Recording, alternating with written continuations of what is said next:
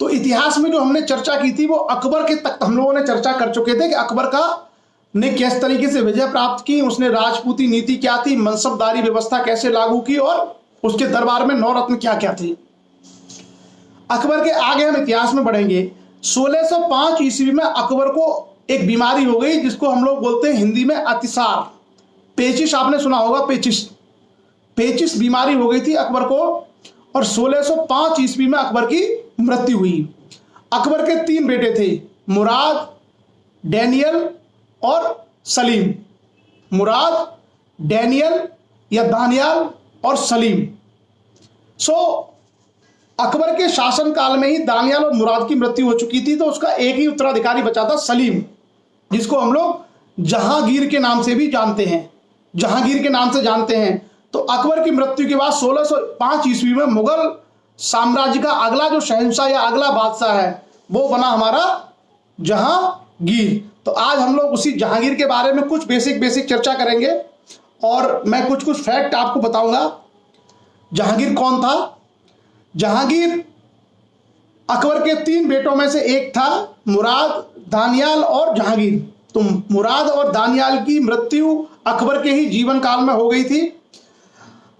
जहांगीर का विवाह 1585 ईस्वी में हुआ था मानबाई से। और मानबाई कौन थी? मानबाई थी जयपुर के राजपूत राजा भारमल के बेटे भगवान दास के बेटे मानसिंह की बहन या भगवान दास की बेटी। तो आपको मैंने जैसे कहा था ना कि जयपुर के राजा राजपूत शासक भारमल की बेटी का विवाह अकबर के साथ हुआ था और भारमल का जो बेटा था भगवान दास, उसकी बेटी मानबाई का विवाह जहांगीर से हुआ था। और मानबाई का भाई था मानसिंह, जिसने महाराणा प्रताप के साथ युद्ध किया था। अच्छा, महाराणा प्रताप वाला हमारा टॉपिक थोड़ा सा छूट गया, मैं उसकी भी चर्चा कर लेता हूं, फिर जहांगीर पे आएंगे। तो अकबर के बारे में हमने सारी चर्चा की थी। अकबर का लगभग सभी राजपूत राजाओं ने अकबर के सामने समर्पण कर दिया था और या तो अकबर के साथ वैवाहिक संबंध कर लिए थे या अपने संबंध ऐसे कर लिए थे कि अकबर उनके ऊपर हमला ना करे। केवल राजपूताना में सिर्फ एक राज्य था, मेवाड़, जिस राज्य ने अकबर की अधीनता स्वीकार नहीं की थी। और मेवाड़ में बड़े वीर लोग पैदा हुए, जैसे पहले राणा कुंभा, उसके बाद इब्राहिम लोदी और बाबर के समय राणा सांगा और अकबर के समय राणा प्रताप। तो राणा प्रताप एक बहुत महान योद्धा था और राणा प्रताप ने अकबर के सामने सरेंडर करने से मना कर दिया। और वो जब अकबर की मुगल सेनाओं ने हमला किया तो वो अपने गोगुंडा की जो पहाड़ियां पड़ती हैं वहां पर जाकर के गुरिल्ला युद्ध उन्होंने शुरू किया। और भारत में गुरिल्ला युद्ध का प्रणेता कहा जाता है राणा प्रताप को। गुरिल्ला वार मतलब छुप छुप के हमले करना, इसको आगे चल करके शिवाजी ने अपनाया था औरंगजेब के समय। और शिवाजी जो है गुरिल्ला वार के चैंपियन कहे जाते हैं, मास्टर। तो राणा प्रताप ने पहली बार गुरिल्ला वार किया। राणा प्रताप को हराने के लिए पहले उसने संधि के लिए लोगों को भेजा, जैसे मानसिंह को भेजा, टोडरमल को भेजा, कई लोगों को भेजा अकबर ने कि भाई तुम जाके उसको समझाओ और उनसे कहो कि वो मुगल अधीनता स्वीकार कर लें। लेकिन राणा प्रताप ने सम्मान पूर्वक उन सबके प्रस्तावों को ठुकरा दिया और ऐसी परिस्थितियां हो गई जिसमें मुगलों के और राणा प्रताप के बीच में युद्ध होना अपरिहार्य हो गया। 1576 ईस्वी में हल्दी घाटी का युद्ध हुआ। हल्दी घाटी मतलब उदयपुर जिले में पड़ता है राजस्थान में, वहां हल्दी घाटी है। उस हल्दी घाटी में राणा प्रताप और अकबर की सेनाओं के बीच में युद्ध हुआ। अकबर की सेनाओं का सेनापति मानसिंह था, याद रखना, अकबर की सेनाओं का सेनापति मानसिंह था और राणा प्रताप की सेना का सेनापति था हकीम खां सूर। कौन था? हकीम खां सूर, जो एक अफगान था। ये बताने के पीछे मेरा आशय ये है कि जो राणा प्रताप और अकबर के बीच में युद्ध है ये धार्मिक लड़ाई नहीं थी। जो कुछ लोग इसकी धार्मिक व्याख्या करते हैं, ये बेसिकली राजनीतिक लड़ाई थी। यानी अपने राज्य के विस्तार के लिए मुगलों की तरफ से और अपने राज्य को बचाने के लिए राणा प्रताप की तरफ से लड़ाई थी। क्योंकि अकबर की सेना का सेनापति एक हिंदू था मानसिंह और राणा प्रताप की सेना का एक सेनापति था हकीम खां सूर जो मुस्लिम था। तो जो लोगों को गलत चीजें सिखाई जाती हैं ये इसी कारण से है कि अशिक्षा है, लोग सही शिक्षा नहीं मिल पाती। ये लड़ाई हिंदू और मुसलमानों के बीच में नहीं थी, ये लड़ाई तो राजाओं के बीच में थी, अपने राज्य को बचाने के लिए या दूसरे राज्य पे कब्जा करने के लिए। तो पूरी तरीके से एक राजनीतिक लड़ाई थी। और उस राजनीतिक लड़ाई में जो राजपूत हैं, राजस्थान के जो राजपूत राजा हैं, जो हिंदू राजा थे, उन्होंने राणा प्रताप का साथ नहीं दिया, बल्कि अफगान लोगों ने राणा प्रताप का साथ दिया। और अफगानों में हकीम का सूर उसका सेनापति था। उसके अलावा वहां भील जनजाति थी, बहुत बड़ी संख्या में उदयपुर में भील जनजाति होती है। उस भील जनजाति के लोगों ने उसमें सेवाएं दी थी। वो लोग लड़े थे राणा प्रताप की ओर से। कौन? भील जनजाति के लोग। वो तीर कमान भाले लेकर के उन्होंने राणा प्रताप की सेना की तरफ से युद्ध किया था, वहां के मूल जनजाति लोगों ने। उसके अलावा जो भामाशाह थे, भामाशाह ने धन मुहैया कराया था। तो जो राजस्थान के राजपूत राजा थे, आज जो कहते हैं ना कि मुगलों के खिलाफ लड़ाई लड़ी थी, कुछ लोग उसको बोलते हैं मुसलमानों के खिलाफ, ऐसा नहीं था। ये पूरी तरीके से एक पॉलिटिकल लड़ाई थी, एक राज्य को जीतने की लड़ाई थी। मुगल चाहते थे हम कब्जा करें, क्योंकि भाई दिल्ली के तख्त पर जो बादशाह बैठा है, जिसका नर्मदा नदी तक लेकर के और बंगाल तक का कब्जा है, कश्मीर से लेकर अफगानिस्तान बॉर्डर तक कब्जा है, वो पूरे राजपूताना के राजाओं ने उसके सामने सरेंडर कर दिया है। वो मुगल बादशाह या दिल्ली के तख्त पर बैठा हुआ कोई व्यक्ति क्यों चाहेगा कि उसके पास में कोई स्वतंत्र राज्य रहे? वो कभी नहीं चाहेगा। और राजतंत्र में साम्राज्य विस्तार, राजतंत्र में साम्राज्य विस्तार एक सामान्य प्रक्रिया होती है, एक सामान्य प्रक्रिया है। जहां भी राजतंत्र होगा वहां साम्राज्य बनाने का, साम्राज्य विस्तार करने का कार्य प्रत्येक राजा के द्वारा किया जाएगा। सेम काम अकबर कर रहा था। 1576 में लड़ाई हुई और उस लड़ाई में जैसा आप जानते हैं कि राणा प्रताप को पराजित होना पड़ा और वो पहाड़ियों में चले गए, गोलकोंडा की पहाड़ियों पर, वहां से वो लड़ते रहे। उनका घोड़ा था चेतक, वो भी मारा गया। वो सारी कहानी आप लोगों को पता है। तो एक तरीके से राणा प्रताप ने सरेंडर फिर भी नहीं किया। यहाँ जो सबसे राणा प्रताप की जो वीरता है वो यही है कि राणा प्रताप ने सरेंडर नहीं किया। वो उस युद्ध को हारने के बाद भी जंगल में चले गए और जंगल में जाकर के वो गुरिल्ला तरीके से अपनी लड़ाई को जारी रखते रहे। हालांकि फिर वो उसके बाद ज्यादा उनका महत्व बचा नहीं और आगे चल करके राणा प्रताप का जो बेटा था अमर सिंह, उसको शाहजहां ने हरा करके उस सारे क्षेत्र को दिल्ली के साम्राज्य में मिला लिया था। तो ये एक महत्वपूर्ण पड़ाव है भारत के इतिहास में, अकबर और राणा प्रताप के बीच का जो लड़ाई है। इतनी छोटी सी बात है, कोई बहुत सारी चीजें इसमें है नहीं, केवल हमको ये जानने भर की आवश्यकता है। क्लियर? उसके बाद हम आते हैं, अच्छा अकबर ने निर्माण क्या क्या करे थे। अकबर के निर्माण कार्यों की चर्चा मैं ऑलरेडी आपसे कर चुका था।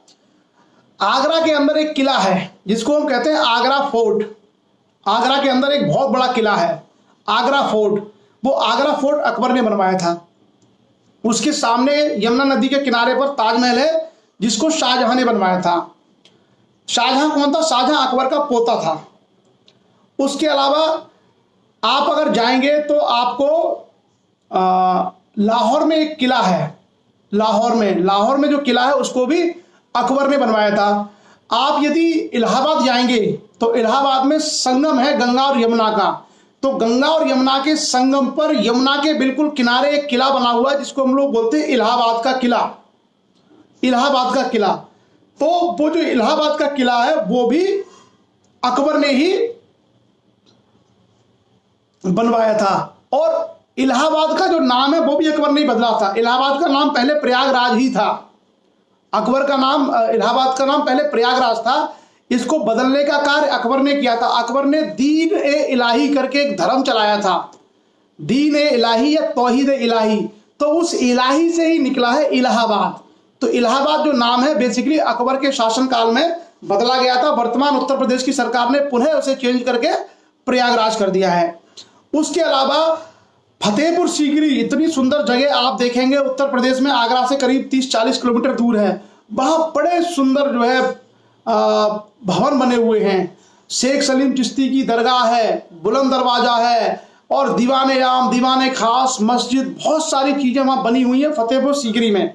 फतेहपुर सीकरी देखने लायक जगह है। अगर कभी आप लोग आगरा जाएं तो केवल आगरा का किला और ताजमहल देख के मत चले जाइए। आप अगर आगरा में जाएं तो फतेहपुर सीकरी जरूर जाइए। तो फतेहपुर सीकरी को एक राजधानी के रूप में विकसित करने का कार्य अकबर ने किया और अकबर ने ही वहां पर वो सारा का सारा निर्माण और कंस्ट्रक्शन का काम करवाया। कहां पर? फतेहपुर सीकरी में। उसमें तमाम महल है, रानी का महल, जोधाबाई का महल, एक मस्जिद है उसमें, शेख सलीम चिश्ती की दरगाह है उसके अंदर, बुलंद दरवाजा है उसके अंदर और आम बैठक होने के लिए दीवाने आम, दीवाने खास, ऐसे बहुत सारी चीजें उसमें निर्मित हैं। एक मूवी आई थी परदेश, परदेश एक मूवी थी, तो परदेश मूवी में एक गाना है, वो गाना फतेहपुर सीकरी की उसी जो है उसमें जो है वो फिल्माया गया था। और उसके अलावा जो आगरा में सिकंदरा एक जगह है, वो सिकंदरा की जो जगह है, उस सिकंदरा के एरिया को डेवलप करने का कार्य भी अकबर ने ही किया था। और बाद में चल करके जब अकबर की 1605 में मृत्यु हो गई तो अकबर को वहीं दफनाया गया। अकबर की जो एक तरीके से जो मकबरा है वो आगरा में है, अकबर का मकबरा आगरा में है। आगरा में एक जगह है सिकंदरा, जब आगरा से आप मथुरा की तरफ बढ़ेंगे तो उसी रोड पे पड़ता है सिकंदरा। अब तो बिल्कुल प्रॉपर वो आगरा में आ गया है। तो सिकंदरा में अकबर का मकबरा, और वो सिकंदरा जो है डेवलप करवाया था अकबर ने, बहुत ही सुंदर तरीके से सिकंदरा का उसने निर्माण करवाया था। तो बहुत सारे दर्शनीय स्थल आपको मिलेंगे देखने को आगरा और उसके आसपास जो अकबर के कालीन है या अकबर के बाद, जैसे जहांगीर के समय के कुछ इमारतें हैं, या उसके बाद शाहजहां तो स्थापत्य कला का सबसे बड़ा सम्राट था, मतलब पूरे मुगलों में सबसे ज्यादा अगर स्थापत्य पे काम किया है तो वो शाहजहां ने किया है, जो अकबर का पोता था। उसकी हम लोग चर्चा करेंगे। तो अब हम देखते हैं जहांगीर के बारे में। और जहांगीर का, जैसे मैंने कहा कि जहांगीर का विवाह जयपुर के राजपूत शासक भगवंत दास की बेटी मानबाई या मानसिंह की बहन मानबाई से हुआ था। सलीम अकबर की मृत्यु के बाद सलीम नूरुद्दीन मोहम्मद जहांगीर के नाम से दिल्ली का बादशाह बना, हिंदुस्तान का बादशाह बना। जैसे जो बाबर था उसका नाम था जहरुद्दीन बाबर, जो हुमायूं था उसका नाम था नासिरुद्दीन हुमायूं, और जो अकबर था उसका नाम था जलालुद्दीन मोहम्मद अकबर, और जो सलीम था, सलीम बना था नूरुद्दीन मोहम्मद जहांगीर। सलीम नूरुद्दीन मोहम्मद जहांगीर के नाम से दिल्ली का बादशाह बना। सलीम बड़े उदार हृदय का व्यक्ति था, और सलीम ने कई सारे आते ही सुधार किए। जैसे उसने नाक कान काटने, हाथ काटने की जो सजाएं होती थी वो उसने बैन कर दी कि इस तरह की सजा किसी को नहीं दी जाएगी, किसी के हाथ कटवा लो, किसी के कान कटवा लो, ये सारी चीजें नहीं होंगी। उसके अलावा उसने कई सारी जो अवैध वस्तुओं का निर्माण था वो जहांगीर ने बंद करवा दिया। उसके अलावा जहांगीर के समय 2-3 बड़े ऐसे काम भी हुए थे। एक तो जहांगीर के समय में उसका बेटा था खुसरो, जहांगीर का बेटा था खुसरो, उसने विद्रोह कर दिया। तो जहांगीर उसके विद्रोह को दबाने गया और इस चक्कर में उसकी काफी शक्ति क्षय हो गई। और उसको जो है सिखों के गुरु थे अर्जुन देव। अभी हमने सिख धर्म की चर्चा नहीं की है, हम लोग चर्चा करेंगे गुरु नानक से लेकर के और 10 जो सिख गुरु हैं उनके बारे में। तो सिखों के गुरु थे अर्जुन देव। वो अर्जुन देव जो है उन्होंने खुसरो को शरण दी, तो जहांगीर ने क्या है अर्जुन देव को मरवा दिया था। तो जहांगीर के चरित्र के ऊपर एक बहुत बड़ा कलंक है कि उसने सिख गुरु अर्जुन देव की हत्या करवा दी थी जहांगीर ने। और खुसरो जो है, जो उसका बेटा था, जहांगीर का एक बेटा खुसरो था, उसका एक बेटा खुर्रम था। खुर्रम मतलब शाहजहां। खुसरो के नाम से इलाहाबाद में एक जगह है जिसको बोलते हैं खुसरो बाग, और वहां के अमरूद बड़े प्रसिद्ध हैं। खुसरो बाग एरिया के अमरूद बड़े प्रसिद्ध हैं, इलाहाबादी अमरूद। तो जो खुसरो बाग जगह है वो जहांगीर के बेटे खुसरो के नाम से ही है। उसके बाद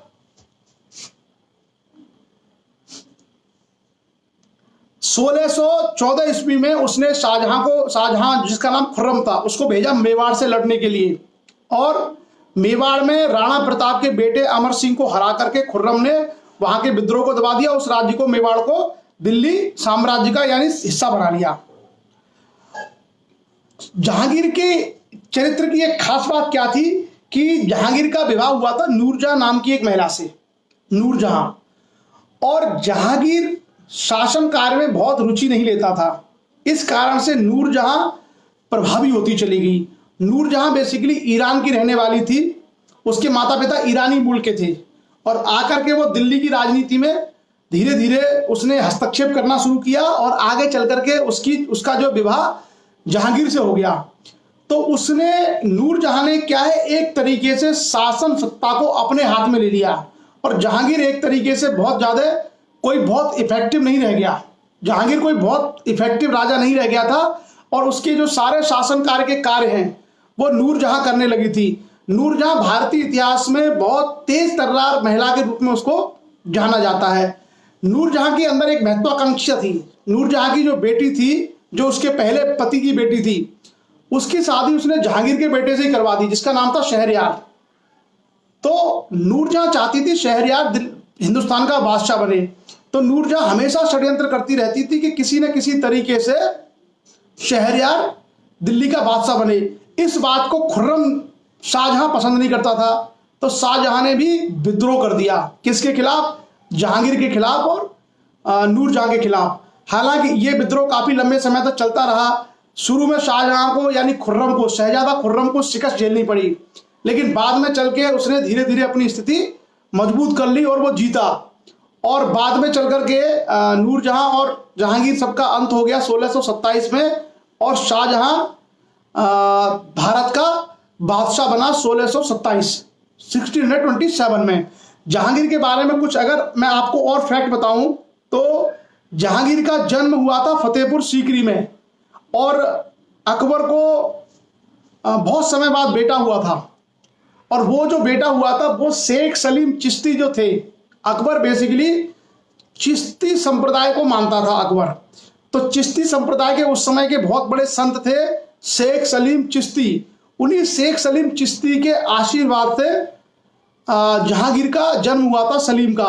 तो अकबर ने उसका नाम सलीम इसलिए रखा था क्योंकि शेख सलीम चिश्ती के आशीर्वाद से उसका जन्म हुआ था, इसलिए अकबर ने उसका नाम ही सलीम रखा था।